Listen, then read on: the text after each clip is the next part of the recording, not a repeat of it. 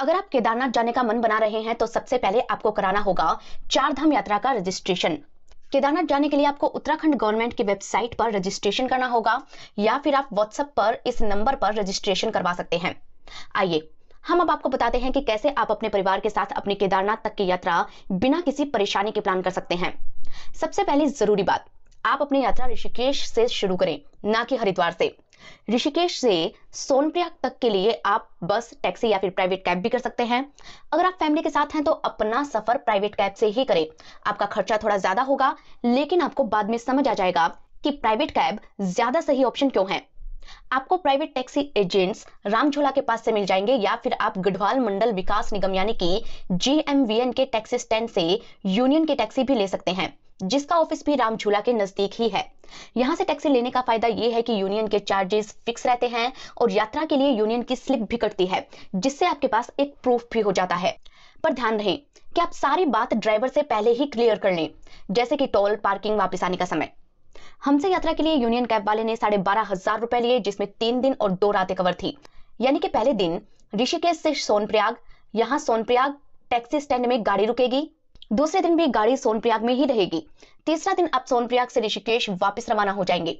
इस पैकेज में toll, parking, driver का नाइट स्टे चार्ज, डीजल का खर्चा सब शामिल था। हालांकि हम तीसरे दिन केदारनाथ से वापस सोनप्रयाग आने में थोड़ा लेट हो गए, जिसकी वजह से हमें सोनप्रयाग से ऋषिकेश आने में रात के 2 बज गए थे और इस वजह से हमें ड्राइवर को नाइट चार्जेस के तौर पर 1,000 रुपए एक्स्ट्रा देने पड़े। आपकी सुविधा के लिए हमने इस वीडियो को दिनों के हिसाब से डिवाइड कर दिया है ताकि आपको प्लान करने में आसानी हो जाए।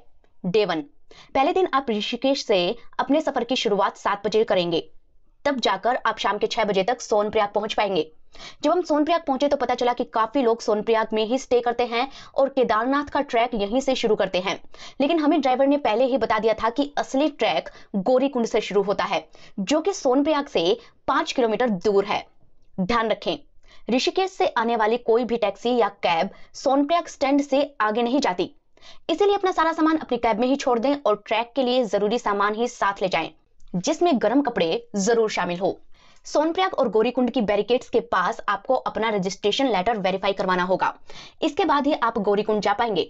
अगर आपके पास रजिस्ट्रेशन नहीं है तो आप आधार कार्ड दिखाकर वहीं पर रजिस्ट्रेशन करवा सकते हैं। गौरीकुंड जाने के लिए आपको सोनप्रयाग टैक्सी स्टैंड पर उतरकर 1 किलोमीटर पैदल चलना होगा और 1 फुटओवर ब्रिज क्रॉस करना होगा।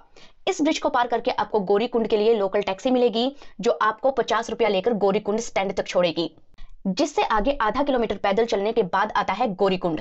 गौरीकुंड में लाउंज और डोमेट्रीज बनी हुई है, लेकिन वो आसानी से नहीं मिलती। इसीलिए अगर आप पीक सीजन में केदारनाथ का प्लान बना रहे हैं तो प्री बुकिंग करवा कर ही जाएं।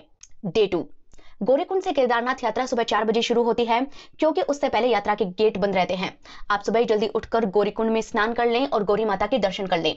आप यात्रा शुरू करने में 4 बजे से लेट ना करें। ट्रैक के लिए जरूरी सामान जैसे कि कैश, पानी की बोतल, रेनकोट, छाता, कपूर, stick, trekking shoes, medicine, paper shop और पावर बैंक लेना बिल्कुल ना भूलें। ध्यान रहे कि केदारनाथ धाम में आपको हर चीज 4 गुना प्राइस पर मिलेगी। पानी के एक बोतल के 80 रुपए और रेनकोट के 300 रुपए तक देने पड़ सकते हैं। 4 धाम यात्राओं में से सबसे कठिन ये यात्रा 22 किलोमीटर लंबी है, जहां एक ही संकरे रास्ते पर घोड़े, पिट्ठू, पालकी और पैदल यात्री भी चलते हैं। इसीलिए पहली बार पैदल यात्रा करने वाले लोगों के लिए केदारनाथ धाम तक पहुंचने में 10 से 16 घंटे का समय भी लग सकता है। आप अपने बजट में घोड़े का खर्चा भी शामिल कर लें, क्योंकि आपको किसी भी समय घोड़े की जरूरत पड़ सकती है। घोड़े से जाने के लिए आपको ज्यादा से ज्यादा एक तरफ के 3,000 रुपए प्रति व्यक्ति देने पड़ सकते हैं। यहाँ दोस्तों हम आपको यात्रा मार्ग में होने वाले स्कैम से भी अलर्ट करना चाहेंगे। रास्ते में अगर कोई आपको मिले और कहे कि फोन खो गया है या फिर वॉलेट खो गया है, तो झांसे में आकर किसी भी तरह की मदद ना करें। कोई आपको कहे कि आप उन्हें ऑनलाइन ट्रांसफर कर दीजिए और वो बदले में कैश दे देंगे, तो सावधान हो जाए और उनसे दूरी बना ले। घोड़े वाला अगर कहे कि उसका घोड़ा फिसल रहा है और आप थोड़ा पैदल चले जाओ, तो सावधान हो जाए। इसका मतलब है कि वो आपके पैसे भी ले लेगा और जैसे ही आपकी नजर से वो दूर हुआ, वो आपको बीच में ही छोड़कर चला जाएगा। घोड़े वाले को पैसे हमेशा यात्रा के खत्म होने के बाद ही दे। जब भी आप 2 घोड़े करें तो ध्यान रखें कि घोड़े चलाने वाले लोग भी 2 हों।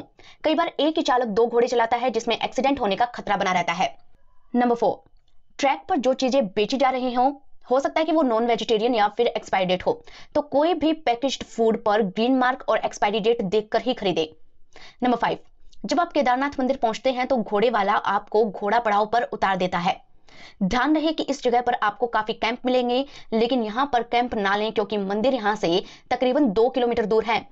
केदारनाथ बहुत हाई एल्टीट्यूड पर है। यहाँ आपको ऑक्सीजन की कमी महसूस हो सकती है, इसलिए यात्रा के दौरान कपूर सूंघते रहें और अपने मेडिसिन साथ लेकर चलें। मंदिर के पास हजारी भवन, बीकानेर हाउस, हिमाचल भवन और मारवाड़ भवन जैसी कई धर्मशालाएं हैं, जिन्हें आप ऑनलाइन या एजेंट के जरिए बुक करवा सकते हैं। ये फैमिली के लिए काफी अच्छी है। हमने बीकानेर हाउस में स्टे किया था, जो मंदिर से 100 मीटर की दूरी पर है। हालांकि ये महंगा है और आपको प्राइवेट रूम के लिए एक रात के लिए 5,000 रुपए तक देने पड़ सकते हैं, लेकिन यकीन मानिए अगर आप परिवार के साथ हैं तो आपको इतने पैसे देकर अफसोस नहीं होगा। इसमें हमने private room with attach late bath, geyser, पीने का गर्म पानी, डिनर और ब्रेकफास्ट भी साथ मिले थे। टेंट या कैंप आपको 1,000-1,500 रुपए में मिल जाएंगे, लेकिन ध्यान रहे केदारनाथ में मौसम पल पल बदलता रहता है और रात में आपको बारिश और बर्फबारी का सामना करना पड़ सकता है। ऐसे मौसम में हो सकता है कि टेंट से पानी लीक होने लगे। टेंट की बुकिंग लेने पर आपको पब्लिक टॉयलेट्स का इस्तेमाल करना होगा और नहाने की कोई व्यवस्था नहीं होगी और ना ही आपको पीने का पानी मिलेगा। तो अपना निर्णय सोच समझ कर ही लें। अगर आप केदारनाथ दोपहर 3 बजे तक भी पहुंच पाते हैं तो रहने की व्यवस्था करने के बाद पहले भैरवनाथ मंदिर में दर्शन करें, जो यहाँ से सबसे ऊंचा पॉइंट है। ये केदारनाथ मंदिर से आधा किलोमीटर दूर ऊपर पहाड़ों में है, जहां जाने के लिए आपको ट्रैक करना होगा। अब भैरवनाथ मंदिर से नीचे आकर बारी आती है केदारनाथ मंदिर के दर्शन की। अगर आप जनरल लाइन से दर्शन करना चाहते हैं तो ध्यान देना जरूरी है कि यहाँ एक टाइम पर एक लाइन में कम से कम 5,000 लोग होते हैं, तो शायद दर्शन करने के लिए आपका नंबर 8 से 10 घंटे बाद आए। इसलिए बेहतर होगा कि आप वीआईपी दर्शन की ऑनलाइन बुकिंग करवा लें। यहाँ पर किसी पंडित से संपर्क कर लें तो शायद वो 1,000 रुपए प्रति व्यक्ति लेकर आपको जल्दी दर्शन करवा देगा। अगर आप शिवलिंग पर जल अभिषेक करना चाहते हैं तो उसके लिए आपको वीआईपी काउंटर से 5100 रुपए की पर्ची कटवानी होगी, जिसमें 5 लोग ही अंदर जा सकते हैं। ये काउंटर शाम 5 बजे से 7 बजे तक खुलता है और इसमें काफी भीड़ रहती है। आप चाहें तो वीआईपी दर्शन की ऑनलाइन बुकिंग भी करवा सकते हैं। केदारनाथ मंदिर में आरती 2 वक्त होती है, सुबह और शाम के 6 बजे। अभिषेक रात 11 बजे से सुबह 3 बजे तक होता है। डे 3 अगले सुबह आप मंदिर के दर्शन करके ज्यादा से ज्यादा 6 बजे वापस नीचे की ओर ट्रैक करना शुरू कर दे। नीचे उतरने में आपको कम से कम 8 से 10 घंटे लगेंगे। अगर आप सुबह 9 बजे तक भी सोनप्रयाग पहुंच जाते हैं तो आपको सोनप्रयाग से ऋषिकेश तक की बस मिलने के चांसेस हैं, नहीं तो उसके बाद आपको शेयर टैक्सी ही करनी होगी। अगर आपके पास प्राइवेट कैब है तो भी कोशिश करें कि आप 12 बजे तक सोनप्रयाग पहुंच जाए, नहीं तो आपको ऋषिकेश पहुंचने पर नाइट चार्जेस भी देने होंगे। ऋषिकेश में जल्दी से होटल नहीं मिलते, इसीलिए आप पहले ही होटल बुक करवा लें। हम अंत में आपके लिए सारे चार्जेस को एक बार फिर से एक साथ बता देते हैं ताकि आपको बजट बनाने में आसानी हो जाए। ये चार्जेस पीक सीजन में और 2 लोगों के लिए हैं। आपसे गुजारिश करेंगे कि बरसात के मौसम में केदारनाथ यात्रा का प्लान ना बनाएं। जय बाबा केदार।